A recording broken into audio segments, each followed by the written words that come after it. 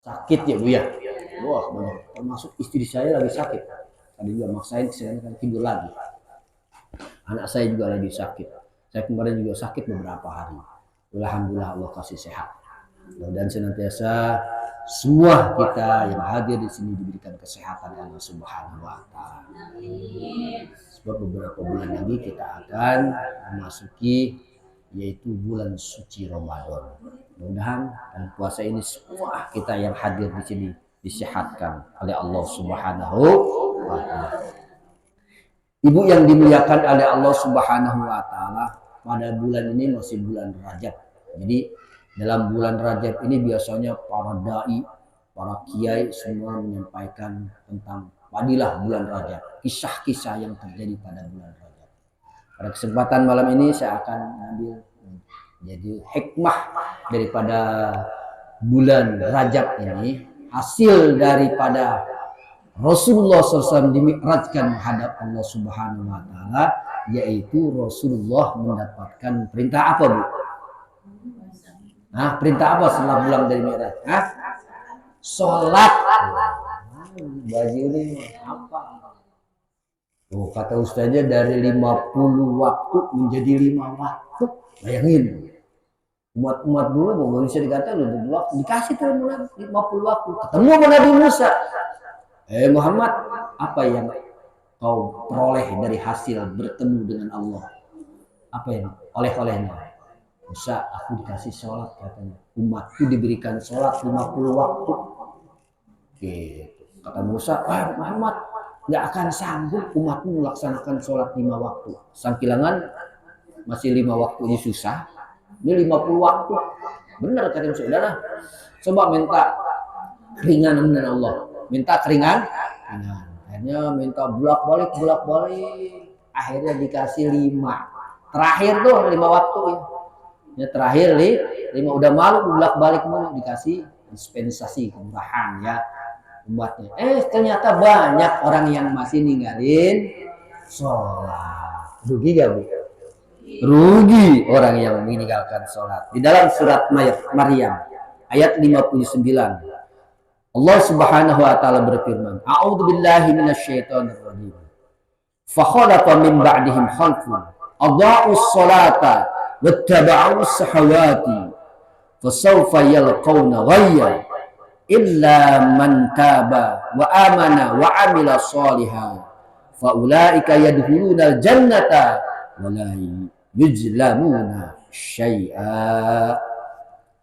Kemudian datanglah setelah mereka pengganti yang mengabaikan sholat dan mengikuti keinginannya, yaitu hawa nafsu mereka, maka mereka kelak akan tersecar, kecuali orang yang bertaubat, beriman dan mengerjakan kebajikan, maka mereka itu akan masuk surga dan tidak dizalimi sedikit. Ini ayat luar biasa. Orang yang meninggalkan sholat. Ibu yang dimuliakan oleh Allah Subhanahu wa taala, ayat ini turun berkenaan dengan orang yang berkenaan kepada umat yang mengerjakan, yang meninggalkan, yang mengikuti hawa nafsu mereka ada. Padahal Rasul sudah perintahkan sholat. Mengikuti hawa nafsu mereka. Kalau yang biasanya memang udah enak bisnis tuh orang-orang Quraisy, orang-orang kafir dulu sebelum Islam, datang perintah sholat. Datang perintah sholat. Walihada, dan karena ini wasafahum biqauli azza wajalla, Allah memberikan sifat kepada mereka dengan firman-Nya adha'us sholata, mereka menyia-nyiakan sholat, ya. Kata Hasan bin Ali, sesungguhnya ia berkata, idza dakhaltal masjid, apabila kamu masjid ke masjid, fasallim ala nabi sallallahu alaihi wasallam, maka mengucapkanlah salam kepada Nabi Muhammad. Allahumma sholli wa sallim ala sayyidina Muhammad. Kemudian gini, Rasulullah sallallahu alaihi wasallam bersabda, la tattaqidu baiti 'aidan wa la tattaqidu buyutakum kuburan. Janganlah kau jadikan rumahmu ini apa? 'Aidan, selalu jadi Idul Fitri ramai-ramai terus di dalam rumah. Namanya hari Idul Fitri biasanya hura-hura gitu ya. Ada hari Idul kebanyakan orang lupa kalau udah hari gitu. Mentang-mentang habis puasa sebulan penuh, merdeka. Nah, apa aja dendam. Kemarin nggak di siang hari selama 90 nggak boleh makan. Begitu datang hari Idul Fitri dendam dia. Apa aja dimakan. La tattaqidu baiti, janganlah kau jadikan rumah dan hari Idul Fitri. Wala tahribu buyatakum gitu. Baiti kan rumahku, maksud rumahku di rumah Kanjeng Nabi Muhammad SAW. Itu. Kemudian wala tattaqidu buyatakum kuburan, dan jangan kau jadikan rumah-rumah kalian kuburan. Ya, kuburan hanya tempat singgah saja, orang datang begitu saja ya. Biasanya orang cuma datang doang ke kuburan ya. Lupa pada keruhun-keruhun kita, jasa-jasa beliau yang sudah mati, kita lupa ya. Tidak membacakan suratul Fatihah, kadang-kadang lupa. Wassallu alayya haitsu kuntum, dan bersalawatlah kalian kepadaku di mana saja. Kita disuruh bersalawat kepada Nabi di mana saja kamu bisa berada. Fa inna salatakum tablighuni, karena salawat yang kau bacakan untukku, kata Nabi, sampai kepadaku. Sampai tuh kita salawat. Tadi kita baca salawat dari awal. Ibu Ustazah Rena bersawal manggilin kita nih untuk ngaji dari pagi, ngaji jam 8, salawatan sampai tuh. Makanya untung yang begitu dengar langsung rapi-rapi datang ikut bersalawat. Salawat sampai ke Nabi Muhammad. Di dalam hadis Uwais radhiyallahu anhu, Nabi sallallahu alaihi wasallam bersabda, perbanyaklah kalian kepadaku membaca salawat di hari Jumat.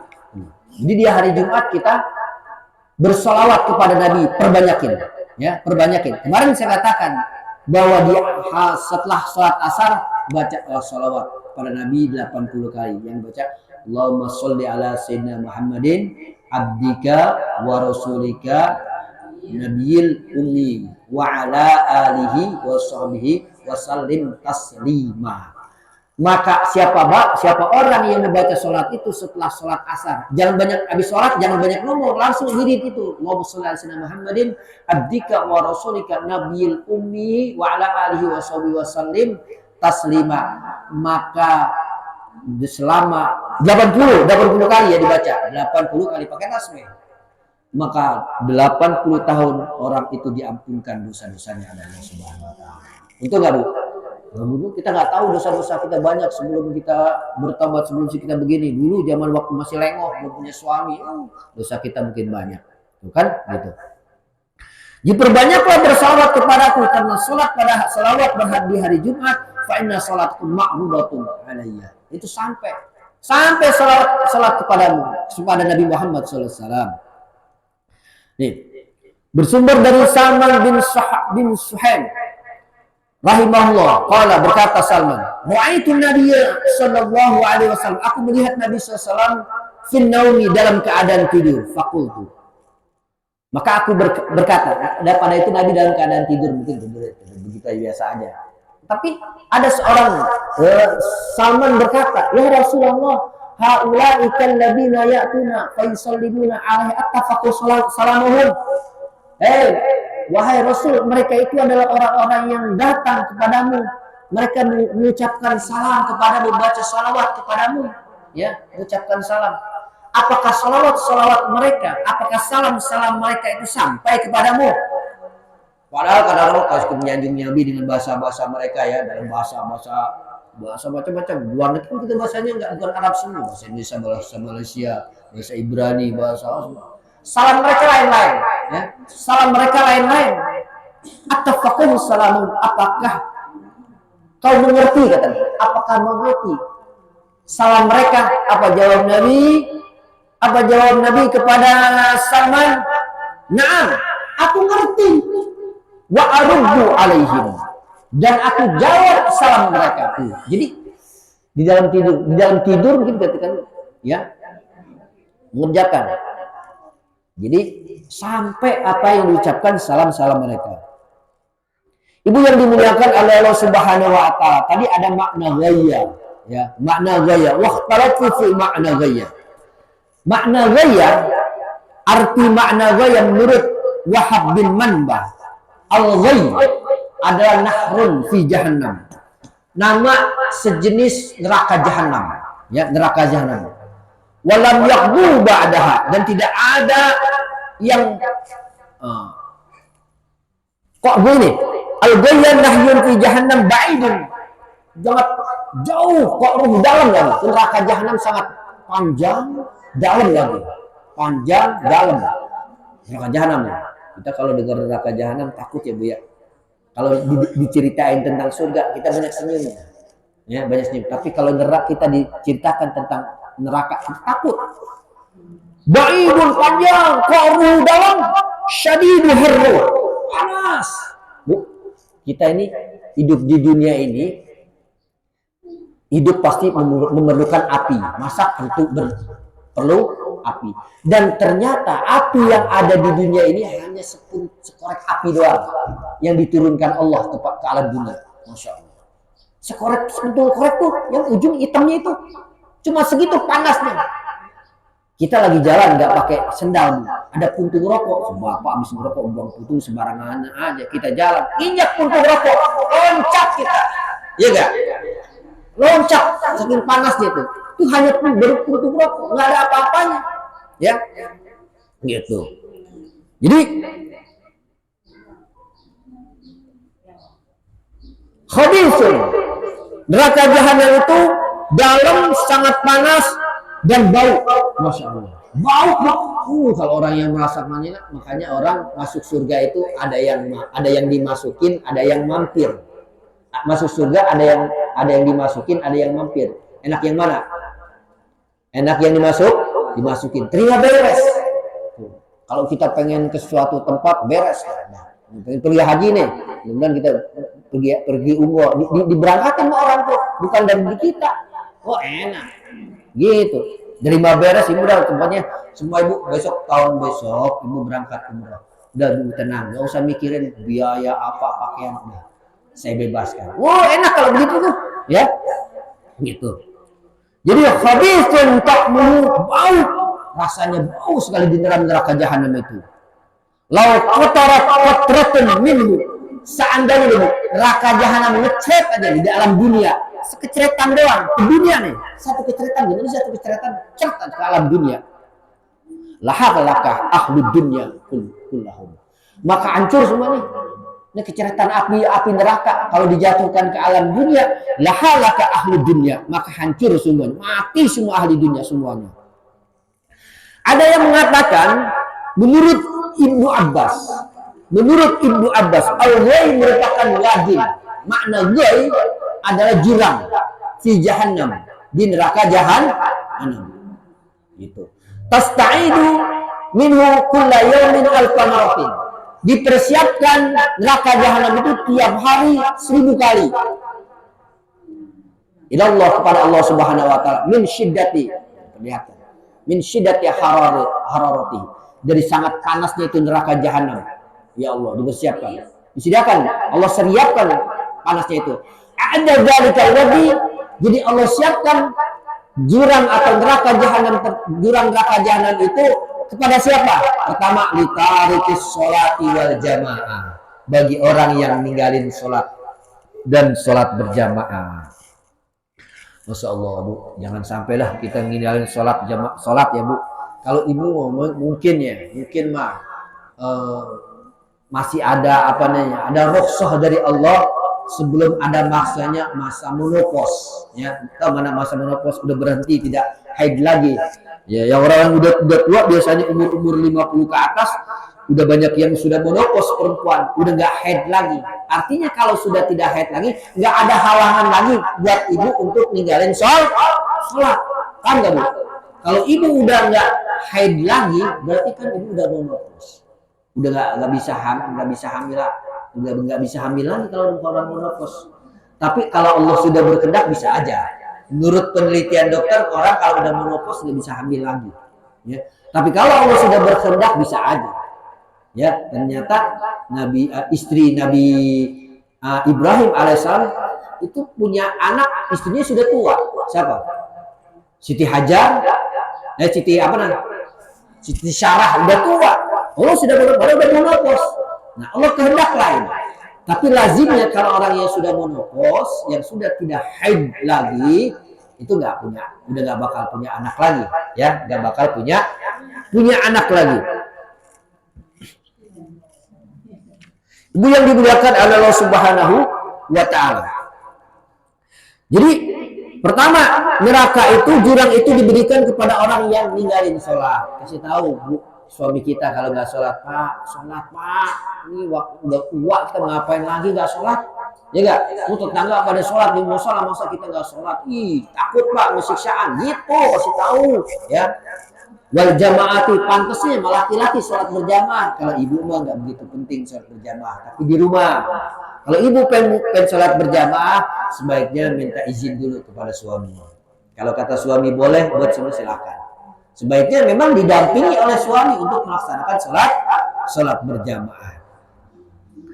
Berkata Imam Atta, makna jai itu merupakan jurang di neraka jahanam, yang ngocor di dalam neraka jahanam itu darah dan nanah. Ya Allah. Jadi isinya neraka jahanam itu darah dan nanah. Gimana kita bayangin? Kita bisul lagi, bau banget nanahnya. Sakit ya kalau itu bisul kita, Bu. Kalau kita bisulan, nanahnya belum pecah, sakitnya luar biasa. Sakit ya, Bu? Sakit.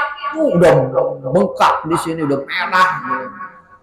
Maka suka dikasih pakai telur kodok supaya cepat pecah. Ini kan ada tuh obat telur kodok. Itu. Oh, masalah. Jadi kalau bisul itu kalau belum pecah luar biasa. Nunggu dulu, menunggu. Ya, menunggu tuh. Memang harus menunggu. Di neraka jahanam juga orang menunggu. Menunggu sampai diangkat, sampai pecah itu neraka jahanam. Ya. Jadi wadun fi jahannam ma'ab adu qa'ruhu wa asyadu haru. Sangat dalam, sangat panas. Ya Allah. Dan di dalam neraka itu ada sungai. Udah dalam ada sungai lagi, Bu. Kita bayangin. Itu neraka jahanam dalam, tapi di dalamnya ada sungai. Dikatakan sungai itu pertama namanya sungai Al-Habhab. Sungai Habhab namanya. Apabila saganat jahanam, apabila neraka jahanam itu berhenti, fatahallahu tilkal bi'ru, maka Allah Subhanahu wa taala membuka di dalam sungai itu, kemudian keluarlah menyala dan apa sih bahasa ngentak gitu api kalau lagi panas gitu tuh. Kalau kebakaran membesar, itu dari sumur itu keluar api. Dari sumur itu mengeluarkan api. Kata Imam Duha, husranun, ini merupakan kerugian, wahalakun, dan kecelakaan. Celaka bagi orang yang ninggalin sholat. Celaka bagi orang yang nggak sholat berjamaah. Rugi kita hidup di dunia nggak sholat berjamaah. Ibu yang dimuliakan oleh Allah Subhanahu wa taala. Diceritakan gini, ada seorang laki-laki sedang berjalan di leuweung. Apa sih leuweung bahasa Sunda tuh? Leuweung tahu bahasa Sundanya? Oh, ini bukit. Ada seorang laki-laki berjalan di bukit. Maka seseorang itu ada yang menemani orang itu setan. Warafaqahu syaitan. Itu anak laki-laki karena dia seorang laki-laki ditemani oleh setan pada saat itu. Saking enak ditemani oleh setan, setan ini menyerupai orang. Ditemani tuh ngobrol aja, enak banget. Setan kalau menggoda manusia tuh begitu sampai lupa kita, lupa waktu, ya, lupa waktu dia ngobrol tuh, enak banget. Pokoknya di bukit anu katanya banyak buah-buahan, ada buah macam-macam di sana yang nggak ada biasa di kampung kamu nggak ada, di sana ada. Sampai lupa dia, walam yusalli rajulu al-fajr. Di sholat seharian penuh ngobrol, misalkan lupa, dikasih lupa. Dia nggak sholat subuh, nggak sholat zuhur, nggak sholat asar, maghrib, isya, semuanya. Sampai lupa seharian penuh sampai datangnya waktu dia pengen tidur. Ya. Begitu pengen tidur, nah kemudian begitu dia pengen tidur, itu setan kabur. Mengantuk pada laki-laki, tapi setan ini kabur, pengen kabur. Faharaba setan. Kata begitu pengen kabur, itu laki-laki ngomong sama temannya itu yang menyerupai manusia. Lima tahrabu minni, hei, kenapa kau pergi dariku, katanya. Lima tahrabu minni, kenapa kau kabur dariku? Apa kata setan? Gini, kata setan ngomong nih kepada orang laki-laki. Inni aswaitullah ta'ala, sesungguhnya aku telah maksiat kepada Allah Subhanahu wa taala fi muddati umratin maratan wahidatan. Saya selama hidup di dunia ini maksiat kepada Allah Subhanahu wa taala cuma satu kali. Kata Saya maksiat kepada Allah Subhanahu wa taala cuma satu kali seumur hidup, kata dia. Bimud dan umri maratan wahidatan. Cuma sekali. Fakuntu, dengan maksiat itu, fakuntu mal'unan. Akhirnya aku dilaknat oleh Allah Subhanahu wa taala. Benar enggak? Dilaknat ke setan, maka setan termasuk orang yang dilaknat. Wa anta asaita fil yawmi khamsa maratin. Engkau, setan bertanya, engkau maksiat ya dalam sehari 5 kali. Dalam sehari kau maksiat kepada 5 kali. Subuh kamu gak sholat, zuhur gak sholat, asar gak sholat, sampai isya dan maghrib dan isya dia juga sholat. Kan berarti orang itu udah maksiat kepada Allah Subhanahu wa taala. Fa'ahafu minallah, aku takut kepada Allah. Ayyadba alaika, akan Allah membencimu, wa yukahimu, memaksa Allah kepadamu, wa yukahiruni, dan Allah memaksa kepadaku, kata setan. Maka bisa lebih isyanika, dengan sebab maksiat kepadamu. Tuh, setan aja begitu ngasih tahu. Ini kalau sama kita, ya.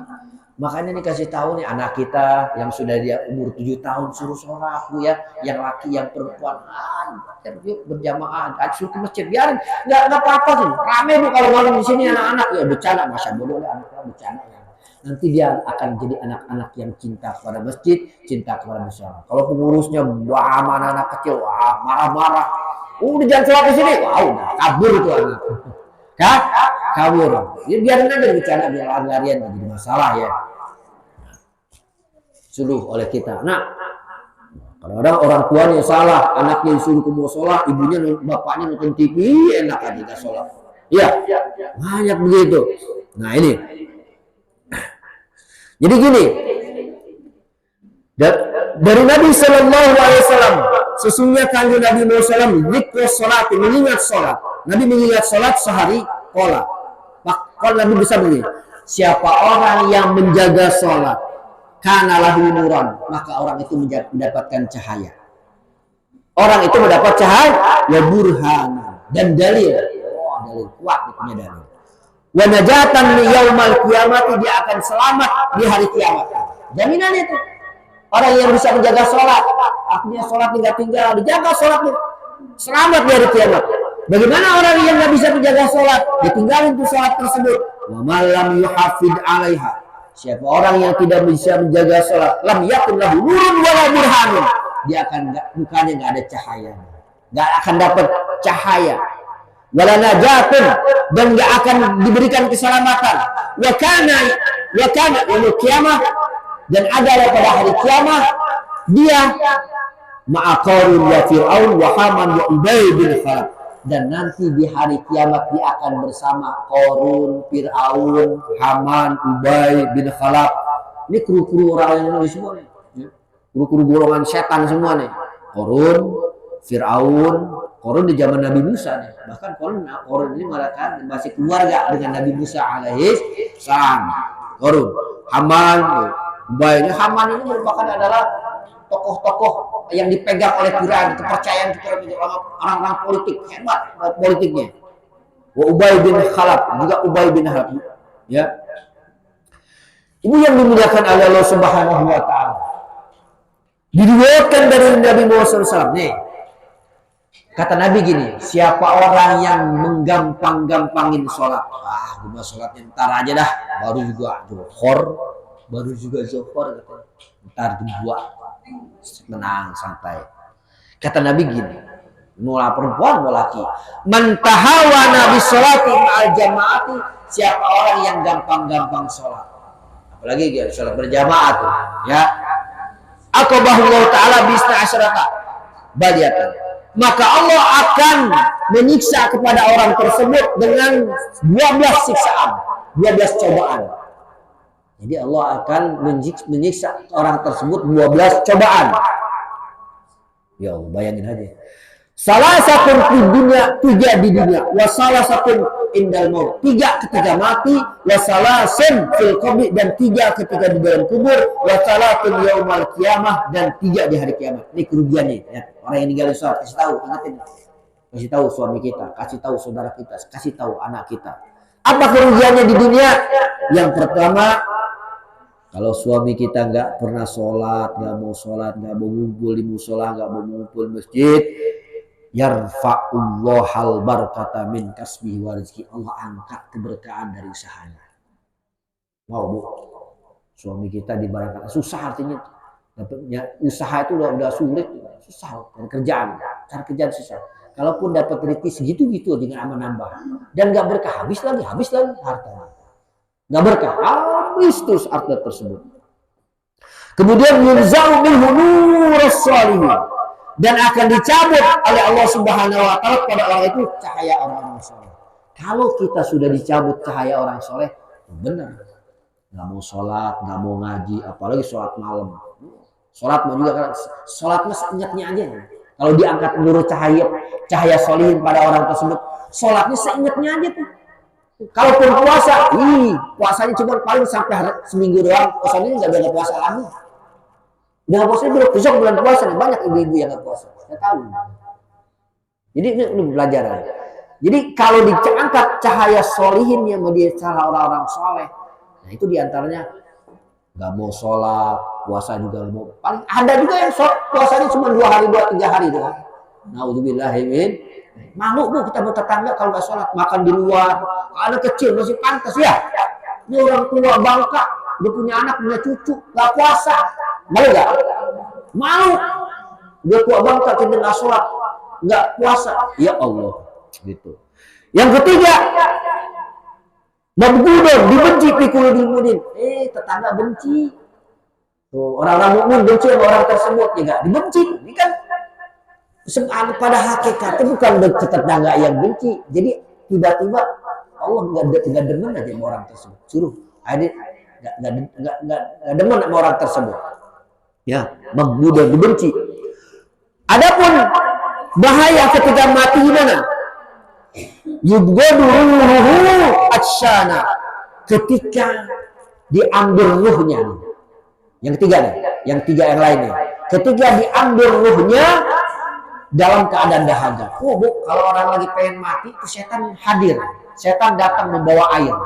Bukan air teh, bukan air putih, bukan air susu, air laut yang itu. Air laut enggak asin, kalau air asin kan diminum sedikit malah tambah asin. Dikasih, diminum aja kita. Oh, kelagapan kita. Tambah lagi, air asin tambah lagi. Walau syaribal ma'al anhar, walaupun dia minum air sungai yang banyak nggak akan habis tuh hausnya tersebut. Ya Allah, ini kita harus berlindung. Kemudian wasaniyatu yustaddu alaihi nadruha. Yang kedua, ketika dicabut oleh malaikat maut ruh kita dibetot, sakit nggak? Kalau orang mukmin, kalau dicabut nyawa ibarat seseorang ngambil adonan roti. Tahu adonan roti Bu? Tahu nggak adonan roti? Adonan roti ada rambut di adonan itu. Kita cabut, enak nggak dia cabut? Enak. Berarti tinggal kita buang doang tuh. Itu roh orang mukmin kalau dicabut begitu tuh. Seperti ngambil rambut yang ada di adonan roti. Beda lagi orang kafir. Nih orang kafir ketika malaikat mencabut ruh, malaikat maut kepada orang kafir seperti ngambil tambang yang baru ada di adukan semen. Susah gak Bu? Susah banget. Keras dibetok-betok gitu. Adukan semen udah keras diaduk. Susah banget.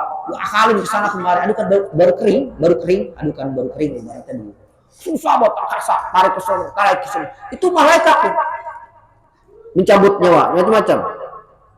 Yang ketiga, yukhafu alaihi min zawal iman, maka dikhawatirkan kepada orang itu hilang iman. Naudzubillahi min dzalik. Kemudian ada 3 lagi, amal lati fil qabri, adapun yang 3 di dalam kuburan, fa la yudayyaku alaihi su'alun munkar wa nakir, dirupakan, atau digelapkan daripada pertanyaan munkar wa nakir. Masya Allah. Kita kan kalau pengen ketika di alam kubur, ketika kita ditanya oleh malaikat munkar wa nakir, itu kan munkar nakir menjelma menjadi orang soleh, bersih ya wajahnya. Pengen kita mah begitu. Tapi munkar nakir gimana amal orang? Kalau amalnya ketika di dunia buruk, maka malaikat munkar nakir akan menjelma menjadi orang yang buruk rupa. Tapi kalau dia orang soleh, beribadah terus rajin lagi, istiqomah, malam sholat tahajud, sholat duha, wirid seperti ini, ya. Nah tuh, masya Allah luar biasa. Dia akan menjadi orang yang ganteng. Bayangin di tempat sepi kita ditemenin sama orang ganteng, betah gak bu? Oh betah. Di tempat sepi gelap ada orang ganteng nemenin kita, nggak takut kita bakal kabur. Tapi ini di tempat gelap yang nemenin kita orang hitam, kabur gitu. Mukanya udah sangar, kita pasti takut. Begitu amal kita. Nanti di dalam kubur ada orang yang sulit, diropokkan, digelapkan daripada pertanyaan munkar wa nakir. Kemudian yang ketiganya akan digelapkan di dalam kuburnya. Wah, sekali di dalam kuburnya.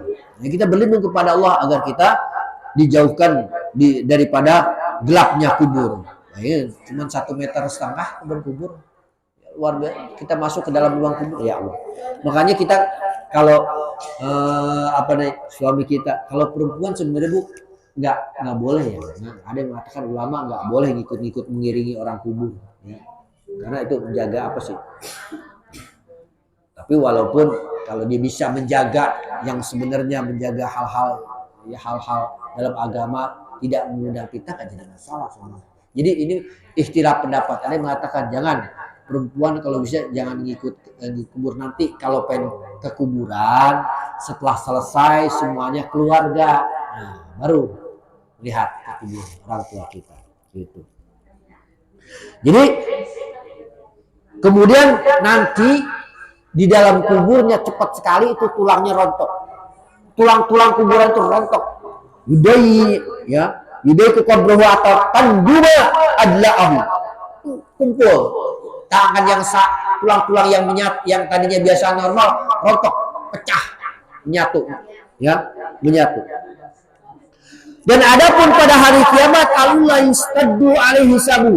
Oh, hisabnya dibangetin. Oh, diperlihatkan amal manusia ketika di dunia dicurang nih.